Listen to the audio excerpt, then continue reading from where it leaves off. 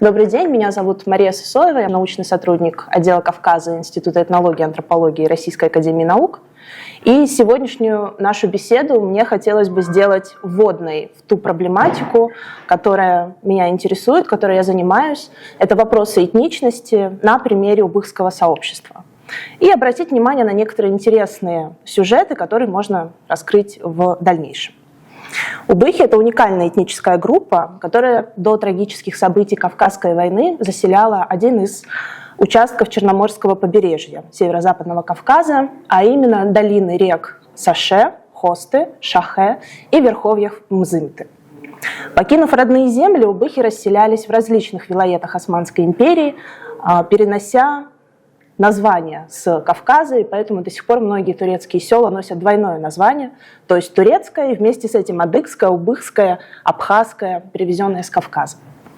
Вместе с тем убыхский язык начал выходить из употребления еще на родине, сохраняясь лишь в наиболее изолированных обществах. Так, в прибрежных аулах Черноморского побережья население говорило на абхазском и адыгейском языках, и только в горных обществах функционировал убыхский. И на такое свойственное убыхам многоязычие указывали еще и ранние авторы. Это османский путешественник Эвлия Челеби и шотландский медик Джон Белл. Однако переселение в Турцию привело к тому, что убыхи, оказавшись расселенными друг от друга и от абхазов в том числе, постепенно стали забывать убыхский язык, и в том числе абхазский тоже стал выходить из употребления, хотя в настоящий момент есть еще некоторые села, в которых такое убыхо-абхазское двуязычие можно услышать. Окончательным выходом из употребления убыхского языка признан 1992 год. Это дата смерти Тефика Эсенча, признанного академическим сообществом и общественностью лучшим убыхофоном. Вместе с тем, определенная мифологизация истории и культуры убыхов способствовала зарождению дискурса вымирания самих убыхов. Причем этот дискурс опережал реально происходящие события, то есть ту ситуацию, в которой убыхский язык и сами убыхи окажутся спустя время. На это повлияли во многом пессимистические прогнозы исследователей, в том числе отечественных исследователей, которые не совпадали с настоящим положением дел. Так, кавказовед Леонид Иванович Лавров, автор известного ценнейшего труда по убыхам, одноименного, который так и называется «Убыхи», в самом начале своей историко-этнографической монографии приводит довольно эмоциональное описание трагической судьбы убыхов. Безусловно, сочувствуя пережитым испытаниям, Леонид Иванович пишет, цитирую: «В результате вынужденного переселения и беспощадного истребления убыхский народ на Кавказе исчез. Но в то же время в его монографии находим отрывочные сведения о все же еще оставшихся убыхах, в том числе и на территории России». Что же касается Турции, то весьма пессимистичные представления у него были и о ситуации на территории Турции. Убыхи, переселившись в Турцию, в большинстве своем погибли, пишет Леонид Иванович, остатки были расселены. Убыхскую речь можно слышать лишь в районе Сапанджи. По-убыхски говорят только старики старше 50 лет. Несколько человек еще понимают, но сами плохо говорят. Вот именно такие речевые обороты исследователи используют при описании языковой ситуации и убыхского вопроса. Подобное представление о практически поголовном исходе убыхов с родных мест отражено также и в работах историка Анатолия Всеволодовича Фадеева. Тоже цитирую: «Все убыхи целиком эмигрировали в Турцию», отмечает автор, но далее он делает такую небольшую приписку: за исключением нескольких семей, выселенных на Кубань, а затем в Костромскую губернию. Он имеет в виду те же семьи, на которые ссылался Леонид Иванович Лавров. По данным Евгения Дмитриевича Фелицына, на момент 1883 года считается, что как минимум 13 семей осталось убыхских в России, общей численностью около 80 человек, и они проживали в 3 уездах Кубанской области. И в целом такая картина встречается повсеместно в трудах советских исследователей. И возвращаясь к вопросу мифологизации, стоит отметить, что также тему вымирания продолжал Баграт Васильевич Шенкуба. Он публикует довольно влиятельный, масштабный и по количеству переводов, и по количеству читателей роман с одноименным названием, таким декларативным, «Последний из ушедших». Главный герой романа Зауркан Залак воплотил собой такие собирательные черты горца. И примечательно то, какие речевые обороты использует автор в отношении убыхов. Причем делает это он уже даже не столько в романе, сколько в своем вполне реальном интервью. Роман «Последний из ушедших» в основном я писал на земле убыхов, в частности в городе Сочи. где, к сожалению, уже давно убыхов нет. И с течением времени хрестоматийный образ последнего убыхов получил вполне реальное воплощение. И сейчас таким как бы прототипом главного героя считают Тевфика Эссенча. И за смертью Эссенча как раз укрепилось представление о том, что вот он был тем самым последним убыхом, ну и, соответственно, его смерть равно смерть языка, равно смерть народа. Но здесь стоит поставить большой знак вопроса. Стоит отметить, что на формирование этого мифа убыхского также оказало влияние само тесное сотрудничество Жоржа Дюмезиля и Тевфика Эссенча. Жорж Дюмезиль – известный французский лингвист, который большую часть своей жизни как раз посвятил описанию убыхского языка.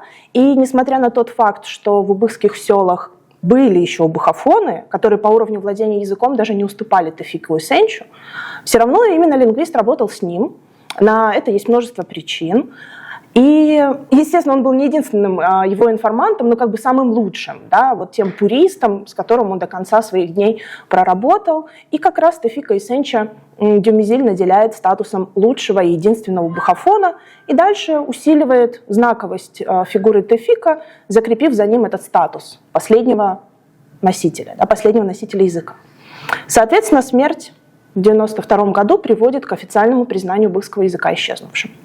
На плите надгробия Тевфика Эссенча в родном селе Хаджи Осман даже высечено последний убых.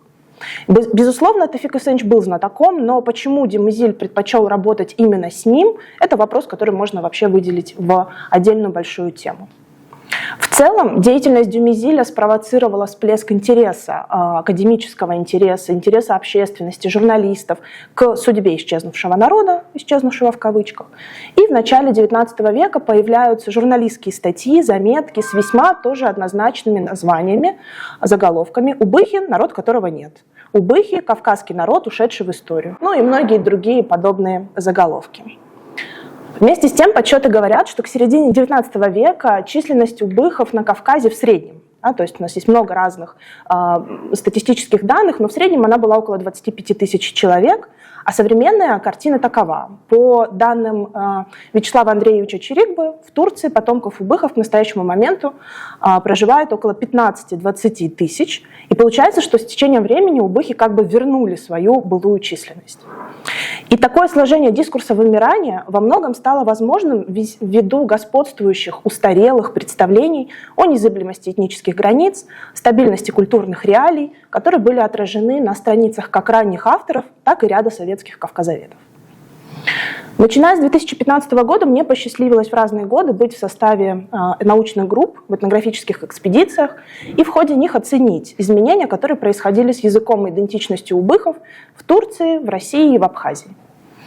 Трагические последствия и политика Кемаля Ататюрка, и само переселение, конечно, да, и тем более политика Ататюрка была направлена на запрет иноязычия, на главенство турецкого языка, и убыхи, оказавшись в такой ситуации, конечно, получили то, что мы сейчас видим, то есть вытеснение, собственно, убыхского языка.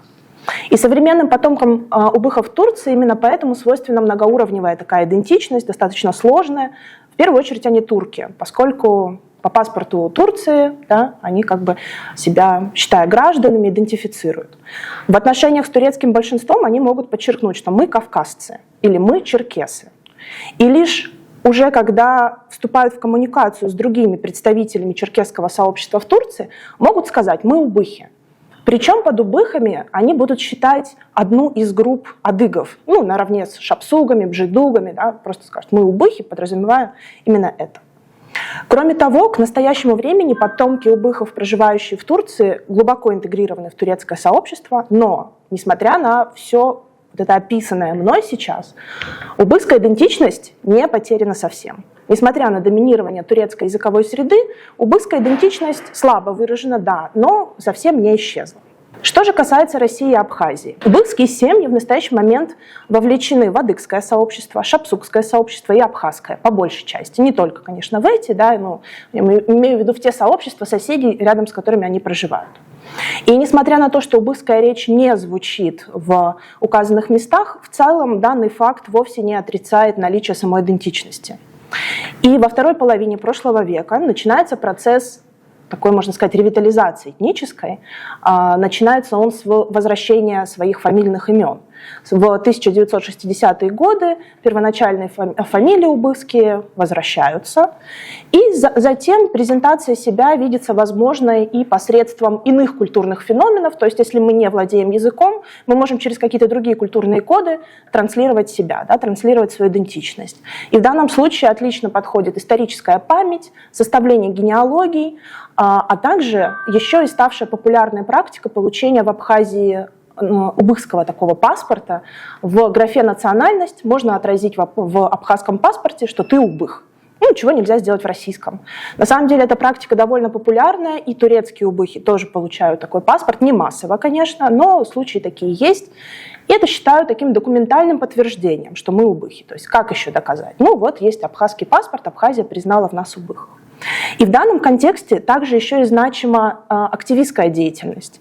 Например, представителей рода Берзек. Она направлена на юридическое закрепление статуса убыхов на законодательном уровне, конкретно на попытку включения убыхов в перечень коренного малочисленного народа. Но это тоже отдельная большая тема. И между тем убыхское возрождение зачастую сталкивается с силами противодействия. Имея достаточно внушительное число сторонников, деятельность Руслана Заудиновича Берзекова порой встречает вот это противодействие, не все соглашаются с выбранными им методами, да и вообще с целесообразностью задуманного. Одни разочаровываются в политической системе и вообще теряют какие-то надежды на положительный политический исход, а другие в репрезентации себя отталкиваются от, например, гражданского паспорта. Да, и им этого достаточно, а дальше на семейном уровне сохраняют память о своем убыхском происхождении. Но и власти тоже отказывают убыхам в признании за ними статуса коренного малочисленного народа, опираясь на разные причины: то нецелесообразность ввиду малочисленности, то ввиду того, что нет носителей убыхского языка, выделяют разные причины. Но интересно, как вместе с движением ревитализационным за признание, да, статуса убыхов уживается все-таки вот это представление о том, что последний убых уже умер. Фигура Тевфика Эсенчи до сих пор очень знакова, сильная, и несмотря, опять же, да, на то, что в годы его жизни в селах убыхских также были носители языка, в целом именно за ним укрепился статус этого последнего носителя. И образ Тевфика Эсенча и его актуализация — это тоже отдельно интересная тема. Есть газеты, в которых он может быть в ряду с другими последними из магикан, да, другими последними носителями языков.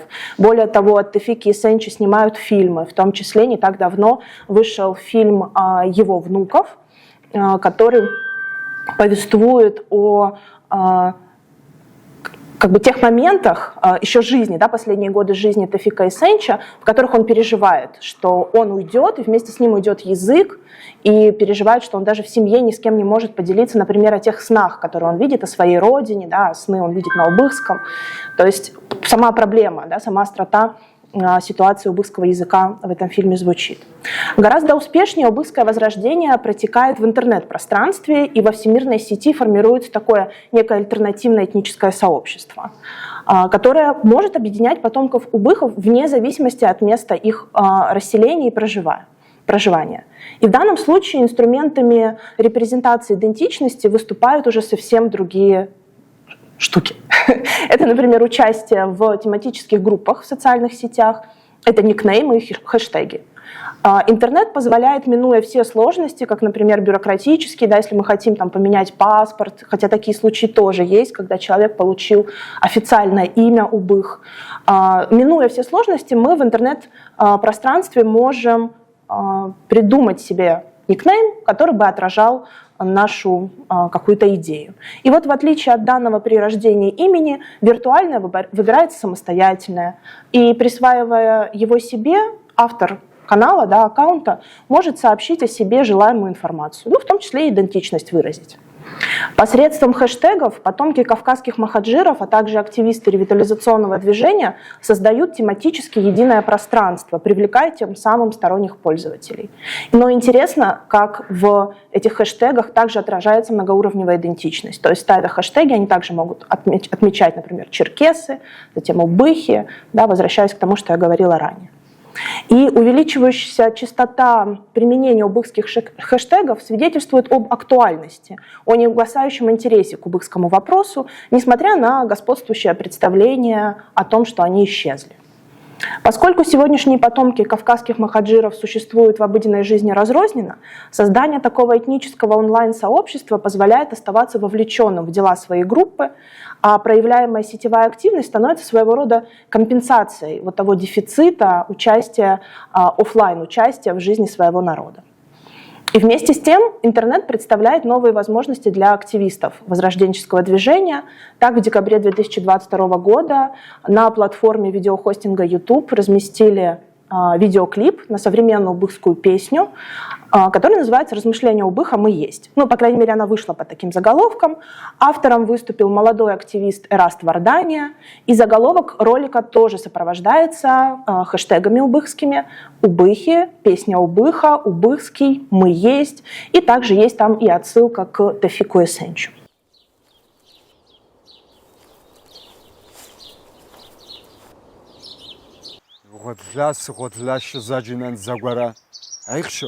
Иншаллах, Аллахи наукахдан, уйджуам камыхдаги узак алля уллагито.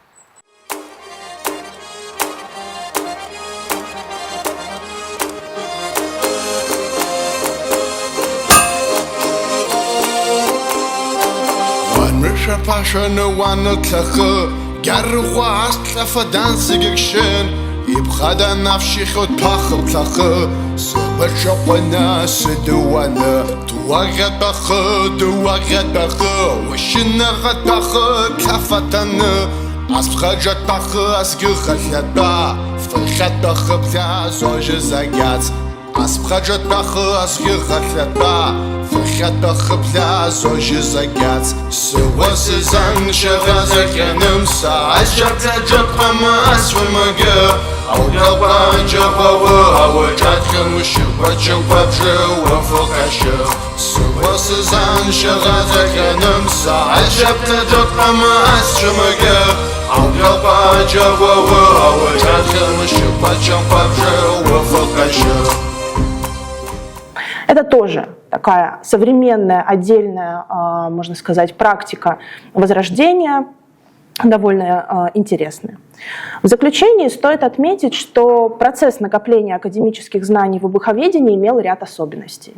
Отечественные авторы больше писали об убыхах как исчезнувшем народе, который героически сопротивлялся в годы Кавказской войны, но, покинув родину, окончательно сошел с исторической арены. И вот этот научный миф об исчезновении народа нашел яркое такое воплощение в художественных образах, в произведениях литературы, визуального искусства. И это, конечно, оказало сильное влияние на зарождение дискурса об последнем убыхе и исчезновении этого сообщества. В зарубежном кавказоведении внимание уделялось изучению уникального языка. Но здесь, справедливости ради, стоит сказать, что была такая возможность, да, у тех же французских лингвистов поехать в турецкие убыхские села, то, чего, конечно, отечественные кавказоведы не могли себе позволить. И в этих селах велись интенсивные полевые изыскания, опровергая как бы тем самым сам тезис об исчезновении этого кавказского народа. Тем не менее, с уходом из жизни последнего носителя, Тефика Эсенча, как бы они сходятся во мнении, да? И отечественные, и турецкие исследователи о том, что все, смерть языка произошла вместе со смертью последнего носителя. Но в действительности вопрос видится куда более сложным. На убыхов, конечно, повлияла депортация. К слову, стоит сказать, что трижды они ей подвергались за свою историю. Это катастрофический удар нанесло, но махаджирство больше стало катализатором в завершении еще начавшегося на Кавказе процесса интеграции в соседние сообщества. То есть еще на Кавказе убыхи обабхазивались, очеркешивались, да, то есть перенимали как бы черты своих соседей. Вместе с тем и признание факта исчезновения языка не влечет за собой утрату убыхской идентичности. И напротив, мы сейчас видим, что даже в отсутствии родного языка формируется и укрепляется своя собственная идентичность, о чем свидетельствуют ревитализационные практики. Я указала только две.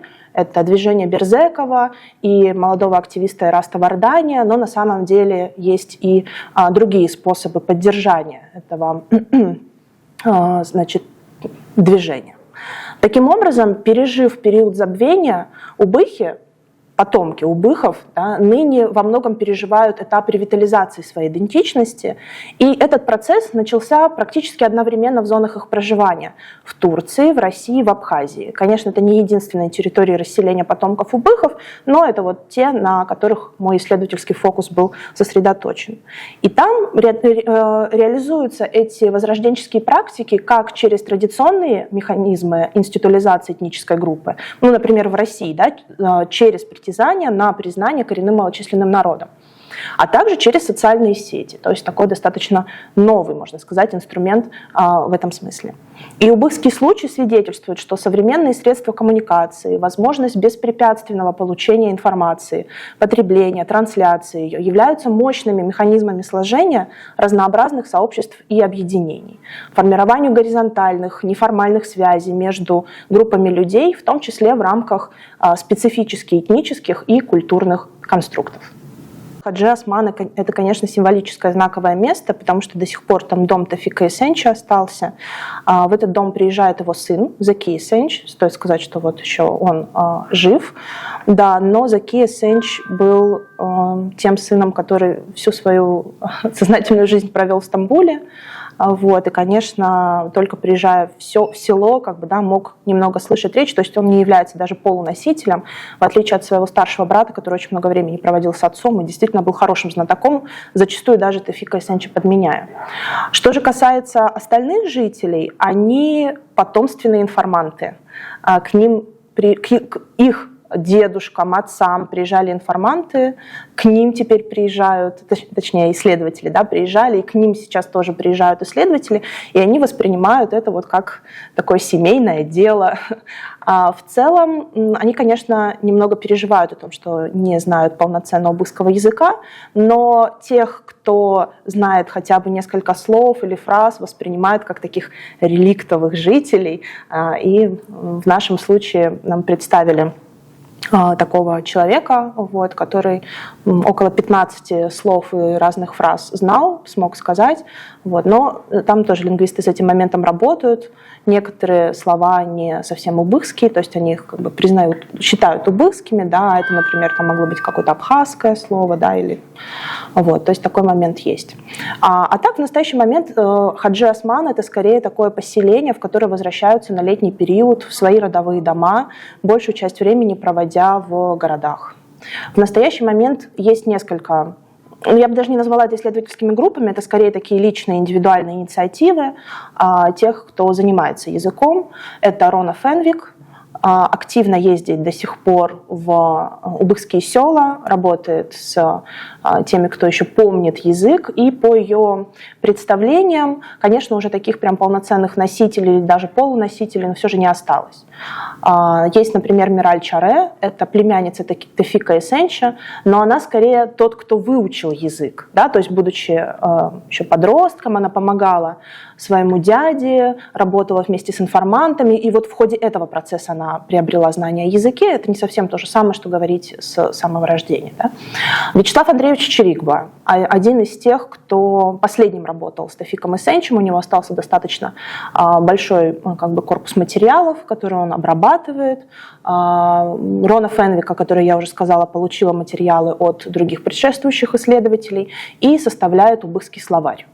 Вот. Она вообще археолог по своему образованию, поэтому достаточно методично как бы, к этому подходит. И активист Ираст Вардани, которого я уже упоминала, он учил убыхский язык вместе с Вячеславом Андреевичем. Точнее, насколько я понимаю, он сверялся у него в правильности произношения тех или иных звуков, потому что достаточно сложные, конечно. И убыхская песня – это результат его самостоятельного изучения этого языка. И в дальнейшем, на мой взгляд, у него очень амбициозные, конечно, планы, но перспективные и интересные в том, чтобы сформировать группу интересующихся, которым можно было бы преподавать этот убыхский язык. Есть отдельные частные инициативы, я не могу сказать, что они успешные, но, по крайней мере, привлекают внимание к ситуации убыхского языка. Это группы в социальных сетях по изучению убыхского. Да? То есть, там, например, сегодня мы учим слово «собака», вот так оно звучит в абхазском, вот так, например, в адыгском, вот так в убыхском. Вот.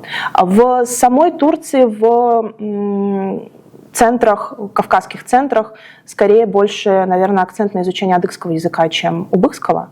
Но и эта практика, я бы не сказала, что успешна. Вот есть 2 учебника. Один учебник майкопский, вот, другой учебник местный. Больше как бы для детей, да, для изучения адыгского языка.